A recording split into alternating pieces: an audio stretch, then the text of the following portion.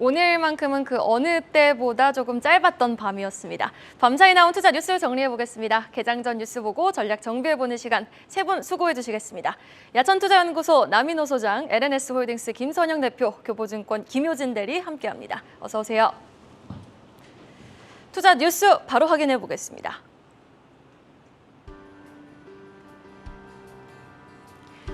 윤석열 대통령과 응우옌 수언푹 베트남 국가주석은 5일 정상회담을 갖고 새로운 시대를 열어나가자고 합의했습니다. 세부적으로는 외교안보, 방산, 인프라, 공급망 협력 등 경제안보와 인적 교류 등을 더욱 강화하기로 했습니다. 금융당국이 올해 내 애플페이 서비스가 완전히 시행될 수 있도록 추진하고 있는 것으로 한국경제TV 취재 결과 확인됐습니다. SK온과 포드자동차의 배터리 생산 합작법인 블루오벌 SK가 켄터키주 글렌데일에서 블루오벌 SK 공장 기공식을 개최했습니다. 삼성전기가 2050년까지 사용 전력 100%를 신재생 에너지로 조달하는 글로벌 이니셔티브 아리백에 공식 가입했습니다. 삼성전자, 삼성디스플레이 등 삼성 주요 전자계열사가 모두 아리백에 가입하면서 그룹 차원의 친환경 경영에도 속도가 날 전망입니다. 위메이드의 가상화폐 위믹스의 상장 폐지 여부를 놓고 논란이 계속되는 가운데 자회사를 통한 무담보 대출 의혹까지 제기됐습니다. 지난 10월 위메이드는 공시를 통해 자신들의 자회사 두 곳에 위믹스 2,200만 개를 담보로 맡기고 400억 원 가까이 빌렸다고 밝혔으나 실제로 자회사 쪽에 위믹스가 넘어간 기록은 없었습니다. 미스터블루는 보통주 한 주당 2주를 배정하는 무상증자를 결정했다고 공시했습니다. 한국과 베트남 포괄적 전략 동반자 관계를 선언합니다. 베트남 국가주석의 국빈 방한을 계기로 총 9건의 협정과 MOU를 체결한 한국과 베트남. 두 국가는 핵심 광물이라든지 에너지, 금융, 그리고 다양한 분야에서 협력을 강화하기로 약속했는데요. 내용 좀 자세하게 살펴볼까요? 네, 말씀하신 대로 윤석열 대통령이 전일 응우엔 수언푹 베트남 국가주석과 정상회담을 가졌습니다. 이 자리에서 양국 수교 30년을 계기로 포괄적 전략 동반자 관계를 구축하고 외교안보, 그리고 국방과 방산, 그리고 경제안보, 그리고 문화, 인적 교류 등 다방면에서 협력을 강화하기로 했다는 그런 내용을 발표했는데요. 일단 우리나라랑 베트남은 잘 아시는 대로 1992년도부터 수교를 맺었는데 2021년도 기준으로 교역액이 806억 달러 정도로 우리나라 4대 교역국가 중에 하나다라고 좀 보시면 될 것 같습니다.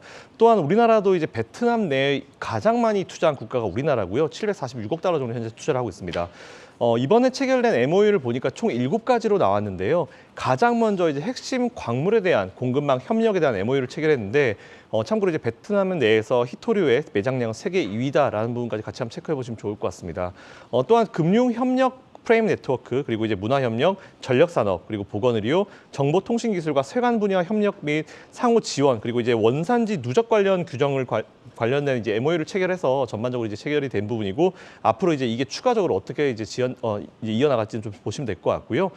최근에 잘 아시는 대로 전 세계가 미국의 중국 압박에 따른 공장들이 중국을 떠나서 베트남 등으로 이동한 상황에서 우리나라와 어떤 베트남과의 양국과의 협력 관계는 현재 상황에서는 긍정적으로 해석해 보시면 될 만한 이슈인 것 같습니다. 어쨌든 관련 기업들 한번 체크 한번 해보시고 베트남에 공장 있는 기업들까지 같이 이 기회에 체크해 보시면 좋을 것 같습니다. 네. 해외 정상의 국빈 방문은 윤석열 정부 출범 이후 처음이라고 합니다. 베트남과의 정상회담에 따른 수혜 섹터와 종목들을 좀 세부적으로 살펴봐야 할 필요가 있을 것 같은데 지금 시장에서는 크게 히토류 개발, 원자력 발전, 또 수자원이 해당될 수 있을 것이다라는 전망이 우세합니다. 세부적으로는 어떤 종목 살펴보면 좋을까요? 네, 저는 지금 한국과 베트남의 경제개발 협력이지 않습니까? 이 안에 앵커님이 말씀해 주신 섹터들도 있었지만 저는 인프라 투자 개발 이런 부분도 초점을 맞추고 싶은데요. 그렇다면 그 안에 베트남 이 시장 협력에 대해서 오롯이 수혜를 받을 수 있는 업체가 있어서 소개를 해드리겠습니다. LS전선 아시아이고요. 이 베트남 시장 규모 확대에 오롯이 수혜를 받을 것으로 기대를 하고 있습니다. 지금 베트남 시장 내에서는 이 LS전선 아시아를 비롯해서 베트남 전기 케이블 주식회사 그리고 태국의 스타크그룹 이 세 개의 이 상위 세 개사가 지금 과점 시장을 형성을 하고 있는데요. 이 베트남 내수 시장 규모가 확대될수록 LS전선 아시아의 수혜가 예상이 되고 있습니다. 이 지금 베트남의 경제 성장 등으로 이 도시화율이 굉장히 높아지고 있는데 향후 지금 지중화 사업이 본격화될 것으로 기대를 하고 있습니다. 특히 베트남 북부의 하노이시의 경우에는 오는 2025년까지 11개 구와 300개 거리의 전기라든가 통신 케이블 이 지중화 작업을 본격화할 것으로 예상을 하고 있는데요. 이와 같은 지중화 사업 본격화로 이 LS 비나의 배전 부분 수혜가 가능해지면서 어떤 매출 성장의 지속성을 좀 높여갈 수 있을 것으로 판단을 하고 있습니다. 이 무엇보다 전력 소비량 증가에 맞춰서 베트남 정부는 이 발전 설비 용량을 확대해 나갈 것으로 전망이 될 뿐만 아니라 이 풍력이라든가 태양광 등 이 신재생 에너지도 확대가 될 것으로 예상을 하고 있습니다. 지금 LS전선 아시아 같은 경우는 베트남에서 초고압 케이블을 생산하는 유일한 전선 업체이기 때문에 향후 송배전 프로젝트라든가 풍력, 태양광 등에서 어떤 신재생 에너지 확대에 따른 수혜가 예상이 되고 있습니다. 네, LS전선 아시아에 대해서 좀 긍정적인 진단 내려주셨습니다. 이어지는 이슈도 계속해서 중화권 관련 소식입니다. 어제는 뭐니 해도 홍콩 항생지수의 급등과 국내 증시, 중국 관련 소비주들, 리오프닝주들의 약진이 두드러졌죠. 자, 빗장푸는 중국. 주가는 위드 코로나 전망에 들썩입니다. 확인해 보시죠. 그동안 워낙 많이 빠져있기도 했지만 중국 10개 도시에서 이제 PCR 검사, 음성 결과 제시 의무를 폐지하면서 국내 증시 관련주들은 지금 상승 동력의 힘을 아주 강하게 받았습니다. 맞죠?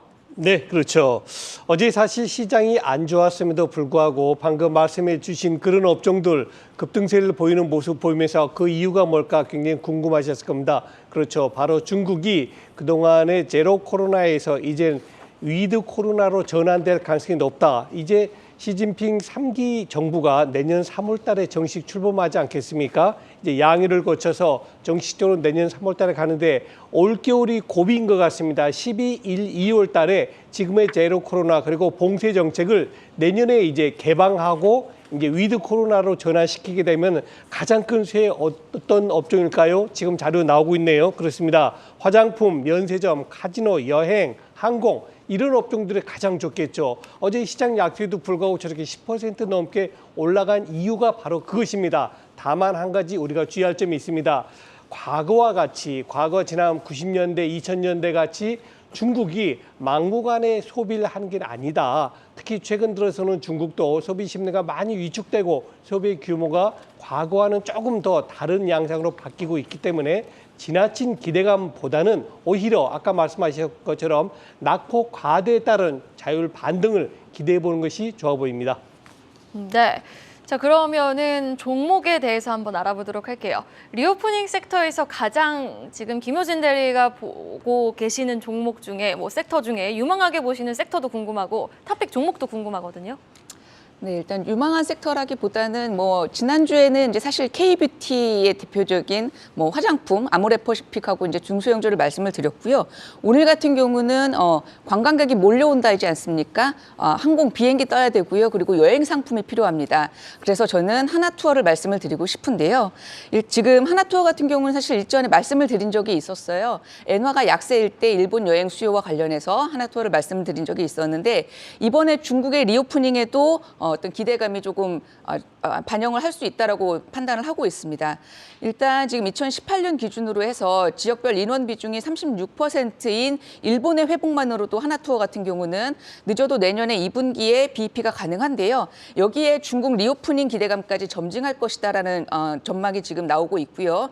실제로 중국은 지금 하나투어 기준으로 2018년에서 19년 인원 매출 비중이 약 12에서 13%였는데 최근에 지금 중국의 리오프닝 정책 변화 속도를 감안을 하면 내년 하반기쯤에는 이 패키지 여행 수요의 완전한 회복이 좀 가능하지 않겠나 이러한 전망이 나오고 있습니다.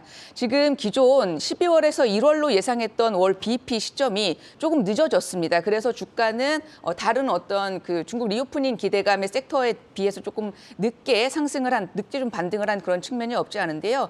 이것은 수요가 문제가 아니라 항공권 공급 회복 속도가 예상보다 좀 더뎠다 이런 영향이 있었다라고 판단을 하시면 될 것 같고요. 있고요. 그래서 예상대로 지금 내년에 2분기 출국자 수가 19년 대비해서 60에서 70% 정도로 회복을 하면 패키지 여행사들의 가파른 실적 레버리지가 시작될 것이다. 이렇게 보고 있고요. 과거 대비 상품을 좀 세분화해서 스탠다드 그리고 프리미엄 상품을 좀 확대하면서 ASP가 30% 내외 상승을 했고요. 또 온라인 매출 확대를 통해서 수수료율도 좀 절감을 하고 있습니다. 지난 6월 달에 유상증자를 통해서 좀 좋지 않았던 2분기 실적 수준이 유지되더라도 최소 2024년까지는 자본 잠식 우려는 좀 없어졌다. 이렇게 보시면 될 것 같고요. 앞서 말씀드린 것처럼 항공권 공급 확대가 본격적으로 시작이 되면 매월 어떤 수요 상승이 확인될 것이기 때문에 혹은 오늘 이제 시장이 조금 하락이 조금 우세하지 않겠습니까? 이런 조정을 보일 때마다 매수 관점으로 보셔도 무방하다 이렇게 판단을 하고 있습니다. 네, 하나투어에 대해서 조금 긍정적으로 지켜볼 필요가 있다. 넥스트레벨 박우경 차장님도 공략주 하나투어였는데 오늘 여행 관련 종목에 대한 관심도 높아 보일 것 같습니다. 자, 그러면은 LG생활건강, 아모레퍼시픽에 대해서는 여전히 좀 긍정적인 관점 유효하십니까? 김효진 대리님? 네. 화장품주 같은 경우는 조금 가파르게 좀 오른 경향이 있습니다만은 앞서 지금 하나투어 말씀드린 것처럼 조금 조정을 받는다라면 저는 여전히 매수 관점은 좀 유효하지 않나 이렇게 판단하고 있습니다. 네, 알겠습니다. 모두 리오프닝 관련주 조정 시 매수 관점 유효하다라고 정리해 주셨습니다. 자, 그러나 어제 시총 상위 대형주 안에서요, 이렇게 LG생활건강, 아모레퍼시픽, 또 네카오, 인터넷주들을 제외하면 모두가 부진했습니다. 지수 종목 삼성전자, SK하이닉스 소식 한번 확인해 볼게요. 삼성전자의 흐름도 시원하진 않지만 SK하이닉스의 흐름은 영 맥을 추지 못하고 있죠. 시총 4위로까지 추락한 SK하이닉스.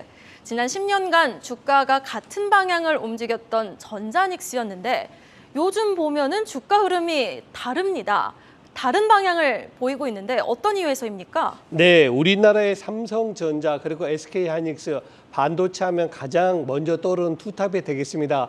저는 이 말씀을 먼저 드리고 싶어요. 여러분, 미국 주식 중에서 애플이 있죠. 그리고 또 인텔과 마이크론 테크놀로지가 있지 않습니까? 그런데 저는 그런 느낌이 듭니다. 우리가 보통 반도체 하면 삼성전자 떠오르지만 사실 삼성전자는 4개 사업 부문 중에 하나가 반도체입니다. 그러나 SK하이닉스 어떻습니까? D램 반도체하고 낸드 프레시가 전체 회사 매출의 99%입니다. 이 얘기는 무슨 얘기죠? 반도체 업황이 좋아질 때는 SK하이닉스가 좀 더 탄력적으로 빨리 움직일 수 있고 반대로 반도체 업황이 안 좋을 때는 오히려 SK하이닉스의 타격이 좀 더 크다 이렇게 보시면 되겠습니다. 실질적으로 최근 들어서 미국 애플의 주가 하락률이 인텔이라든가 마이크론 테크놀로지의 주가 하락보다 적은 것 아니겠습니까? 그만큼 애플 같은 경우는 반도체라기보다는 아이폰이라든가 이런 모바일 쪽에 더 집중돼 있다는 그런 부분이죠. 삼성전자 마찬가지입니다. 반도체가 조금 안 좋아질 때는 모바일 쪽에서 매출이 일어남으로써 약간 손실을 커버해주는 그런 부분이 있기 때문에 하이닉스보다는 오히려 지금은 삼성전자가 좀 더 유리한 여건이 아닌가 보여집니다. 지금 자료화면 나오고 있네요. 두 번째 부분입니다. 바로 삼성전자와 SK하이닉스의 차이가 바로 재무 구조로 볼 수 있겠는데요. 삼성전자 어떻습니까? 차입금이 10조 원입니다. 그러나 가지고 있는 현금이 은행에 저금해둔 현금이 얼마? 128조입니다. 정말 참 너무너무 좋은 회사죠. 다시 말해서 110조 원의 돈이 현금으로 있기 때문에 그 이자가 얼마죠? 과거처럼 1%, 2%일 때가 아닙니다. 지금 5%, 6% 이자 주고 있습니다. 그러니까 삼성전자는 가만히 있어도 1년에 6조 원 이상의 이익이 생긴다는 것이고 그와 반대로 안타깝게 SK하이닉스 같은 경우는 차입금 규모가 오히려 현금보다 더 큽니다. 그러다 보니까는 이 이자가 들어오는 게 아니고 오히려 그 이자를 내줘야 하는 그런 불이익이 있습니다. 그래서 일각에서는 내년에 SK하이닉스가 영업으로는 모르겠지만 전체적으로는 적자가 날 수도 있지 않겠냐 이런 우려감을 표시하고 있습니다. 그걸 바로 표출하는 것이 외국인 투자가들 최근 어떻죠? 삼성전자 꾸준하게 저가에 사고 있습니다만 SK하이닉스는 일부 팔기도 합니다. 이런 부분이 최근 들어 SK하이닉스와 삼성전자가 디커플링 되고 있는 현상이다.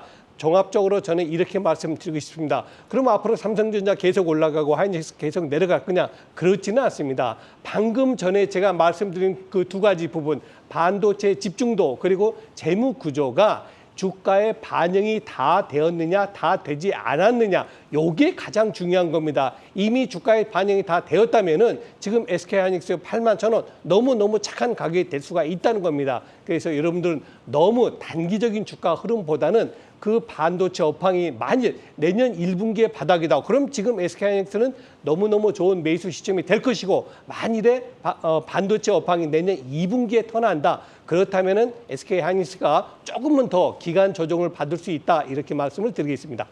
네, 지금 SK하이닉스 소장님이 말씀해 주신 것처럼 내년에는 뭐 적자 전환까지 예상이 나오고 있는 상황에서 사실 하이닉스 보유자분들은 지금 손실 나신 분들이 대부분이실 것 같거든요. 그럼 지금 주가 수준에서 김효진 대리님이 생각하시기에는 재무구조의 악재가 다 반영이 됐다고 생각을 하십니까? 아니면 추가적으로 조금 더 하락할 여지가 남아있다고 보십니까? 현재 분위기 흐름으로 봤을 때에는 SK하이닉스 같은 경우는 내년에 실적 하향 조정 전망에 대해서 주가에 아직은 조금 더 반영이 될 여지가 있지 않을까 이렇게 판단을 하고 있습니다. 그래서 주가 측면에서는 퍼포먼스가 조금 더 좀 눌리는 그런 경향이 조금 더 이어질 거다라고 보고 있고, 뭐 천년만년 제가 지금 자주 이제 쓰는 표현 중에 하나가 영원한 것은 없다이지 않습니까? 그런데 조금은 이 여지가 흐름이 이어지겠지만 언제까지 무조건 뭐 망하는 회사는 아니니까 언제까지라고 했을 때 그 시점에 대해서는 뭐 다시 한번 조금 체크를 해볼 필요가 있는 거고요. 상대적으로 삼성전자 같은 경우 사실 기사가 굉장히 잘 짚어주고 있는 것 같습니다. 이 삼성전자 같은 경우는 뭐 상대적으로 조금 안정적인 피난처가 되지 않을까 이렇게 판단을 하고 있는데요. 지금 현재 삼성전자 주가 뭐 삼성전자도 잘 반등을 하다가 조금 빠지니까 투자자들이 좀 걱정을 하는 그런 상황이 되고 있고, 기사도 굉장히 우려스럽게 나오고 있는데, 삼성전자 주가는 지금 12개월 포워드 기준 실적 기준으로 PBR 1.2배 정도 지금 과거 밴드 하단에 위치했다 이렇게 판단을 하시면 될 것 같고요. 업황의 불확실성이 조금 증가를 하고 있고, 또 삼성전자 역시 이러한 흐름에서 벗어나기는 좀 어려울 것입니다. 그렇지만 다른 반도체 업체들하고 달리 어떤 북밸류의 성장이 좀 지속될 것이다라고 보고 있고요. 반도체 부문의 수요 약세로 출하량이라든가 가격 하락폭이 지금 예상보다 좀 커지고 있습니다. 삼성전자 역시 어떤 재고 문제라든가 이런 부분 자유로울 수 없기 때문에 내년에 굉장히 어떤 불확실한 환경에 놓여 있다라는 것은 분명합니다. 그렇지만 전략의 초점은 점유율 확대 이렇게 판단을 하시면 좋을 것 같은데요. 중국 내에 지금 EUV 장비 반입이 어려운 SK하이닉스나 혹은 내년까지 2024년까지 EUV를 도입하지 않는 마이크론 대비해서 원가 경쟁력에서 격차를 좀 벌릴 기회에 위치하고 있다 이렇게 판단을 하고 있어서 지금 현금이 두둑한 현금을 가지고 투자를 계속 이어가고 있는데요. 이 불황의 투자 한효과가 굉장히 크게 돌아올 시점이 분명히 있을 것이다라고 판단을 하고 있어서 삼성전자가 조금 더 상대적으로 어떤 좀 우위를 점할 수 있지 않을까 이렇게 판단을 하고 있습니다. 네, 전자닉스에 대한 주가 진단까지 들어봤습니다. 이어지는 이슈 그러면 삼성전기 관련 소식 한번 확인해 보겠습니다. 이번엔 삼성전기 차례입니다. 삼성전자, 디스플레이 이렇게 주요 전자 계열사가 모두 아리백, 그러니까 글로벌 이니셔티브에 공식 가입을 하더니 이번에는 삼성전기의 가입 소식이 들려왔는데요. 자, 이렇게 그룹사 전체적으로 친환경 경영에 속도가 붙는 모습이네요. 네, 맞습니다. 삼성전기가 2050년도까지 이제 전력 100%를 신재생 에너지로 조달하는 이른바 글로벌 이니셔티브죠. 이제 RE100에 이번에 가입을 했다라는 그런 소식이 좀 나왔습니다. 이로써 삼성전자 그리고 삼성 디스플레이 등 주요 전자 계열사들이 모두 RE100에 가입을 한 셈인데요. 이에 따라서 이제 친환경 경영의 속도가 좀 더 나지 않을까라고 좀 생각이 됩니다. 일단 RE100 가입 대상은 잘 아시겠지만 연간 100기가와트 이상의 전력을 소비하는 기업이 대상이고요. 일단 현재 삼성전기는 2014년 대비해서 2025년까지 매출액 대비해서 온실가스 배출 원단위 7% 절감, 그리고 2014년 대비 2040년 절대량을 57% 정도 절감하는 목표를 현재 세워놓은 그런 상황입니다. 이를 위해서 삼성전기의 환경 에너지 투자 규모가 작년에 535억 5,200만 원이었는데 이게 2019년도로 돌아가 보면 57억이었거든요. 이게 불과 한 2년 사이에 300% 정도 이상 크게 늘어나면서 엄청난 투자를 하고 있는 이런 부분까지 좀 체크해 보시면 좋을 것 같습니다. 어쨌든 우리나라 대표 기업 삼성의 핵심 전자기업사가 모두 아리백을 가입함에 따라서 관련 기업들 좀 많을 것 같습니다. 그리고 신재생 에너지 관련 기업들도 지금 우리가 각광을 받고 있고 미국에서 워낙 바이든이 또 밀어붙이고 있는 정책이기 때문에 관련 기업들 한번 체크해 보시되 신재생 밖으로 이제 뭔가 내실은 없고 이제 외부만 신재생인 척하는 기업도 굉장히 많습니다. 그런 기업들 잘 가려내셔가지고 투자를 이어가시되 좀 사이트를 길게 가지시면 좋을 것 같다라는 의견 드리겠습니다. 네, 조금 다른 이야기일 수 있지만 김효진 대리님 말처럼 진짜 영원한 건 없는 건가요? 작년 이맘때쯤에는 LG 이노텍 정말 안 언급하시는 분들이 없을 정도로 계속해서 언급되면서 주가 고공행진을 하더니 요즘엔 또 삼성전기에 대한 긍정적인 리포트가 나오고 있죠. 삼성전기에 대한 추가 상승 여력도 한번 기대해 보도록 하고요. 그럼 이 같은 소식에 따라서 주가 좀 주목해 볼 만한 친환경 에너지 관련 종목은 어떤 종목이 있을까요? 네, 열심히 선별을 해봤는데요. 저는 이제 시장이 사실은 이제 박스권이고 조금 지지부진한 흐름이 이어질 것으로 예상을 하고 있기 때문에 이번에는 시총이 큰 대형주가 아닌 중소형주 스몰캡에서 이제 종목을 골라봤습니다. 저는 신성ENG를 좀 찾아봤는데요. 국내 태양광 1세대 업체인 신성ENG는 태양 전지 및 셀 메이킹 원천 기술을 보유를 하고 있습니다. 올해 유럽이라든가 미국을 중심으로 해서 글로벌 에너지 안보 정책 확대에 따라서 폭발적인 성장 국면에 돌입을 했다. 이렇게 판단을 하고 있는데요. 일단 글로벌 모듈 판가가 연초 대비해서 40% 이상 인상이 되었는데도 유럽을 필두로 해서 글로벌 수요 확대가 조금 이어지고 있는 상황입니다. 국내 태양광 모듈 업체들이 올해 1분기에 턴어라운드를 했고요. 그리고 2분기에 폭발적인 이익 성장을 기록을 하고 있고 또 3분기에 신성ENG 같은 경우는 지금 3분기 이후에 가동률이 80% 이상을 유지를 하고 있는 것으로 알려져 있습니다. 올해 하반기에 미국향 OEM 물량 확보로 인해서 해외 매출까지 지금 본격 확대되고 있는 구간에 돌입을 했기 때문인데요. 현대 에너지 솔루션 미국향 OEM 수주가 지금 2022년 하반기부터 매출 인식이 이제 시작이 되고요. 내년에는 상반기까지 1년간 한 150메가와트의 어떤 물량이 좀 바인딩 되어 있는 것으로 알려지고 있습니다. 이 OEM 계약으로 해서 매출액 규모는 좀 작은 편이지만 이익률은 하이 싱글 수준이기 때문에 재생에너지 수익성 개선 측면에서 상당히 긍정적이다 이렇게 평가를 할 수 있겠고요.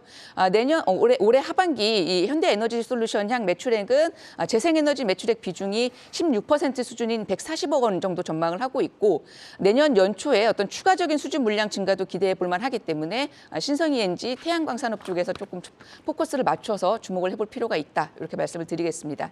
네, 신성ENG 팔방민 종목이죠. 네, 맞습니다. 반도체 큰일룸 그리고 태양광 관련해가지고 모멘텀이 많은 종목입니다. 긍정적인 진단 내려주셨고요. 이어지는 기사 확인해 보겠습니다. 4분기 실적은 기대되나 현재 주가는 박스권에만 갇혀 지지부진한 흐름을 보이고 있는 관련 섹터 내용 기사입니다. 기회가 될 수 있습니다. 자동차 부품주 관련 기사 내용인데요.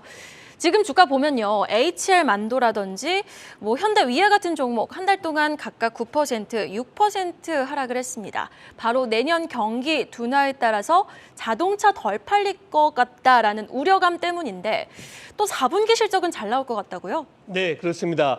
방금 말씀 주셨습니다만 최근 굉장히 지루하고 답답한 종합주가지수 흐름을 보이는 가운데 이보다도 주가 지수보다도 더 많이 하락한 업종 중에 하나가 바로 이 자동차 부품주가 아닌가 싶습니다. 방금 말씀 주셨던 대로 주가 지수는 그래도 나름대로 옆으로 횡보하고 있는데 자동차 부품 하락폭이 예상치가 않습니다. 그런데 여러분 사실은 자동차 부품의 굉장히 여건이 좋아지고 있습니다. 아까 말씀드렸던 대로 여행이라든가 이런 호텔이라든가 이런 카지노 쪽은 중국의 인민들이 우리 한국에 얼마나 많이 들어오냐 큰 영향 주고 있지 않습니까?